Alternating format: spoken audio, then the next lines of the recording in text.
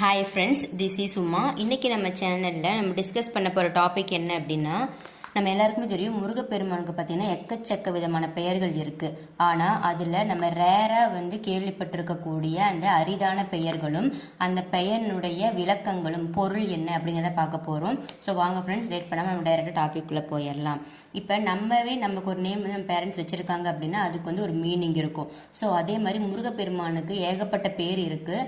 அதில் ரொம்ப நம்ம ரெகுலராக கேள்விப்பட்டிருக்க பேர் குகன், வேலன், கந்தன், அது மாதிரி நிறைய இருக்குது. ஸோ அதுலேயே பார்த்தீங்கன்னா ரொம்ப அரிதான பெயர்கள் இருக்கும். இதெல்லாம் முருகன் பெயர் தானே அப்படின்னு கேட்குற மாதிரி ஒரு சில பெயர்கள் இருக்கும்.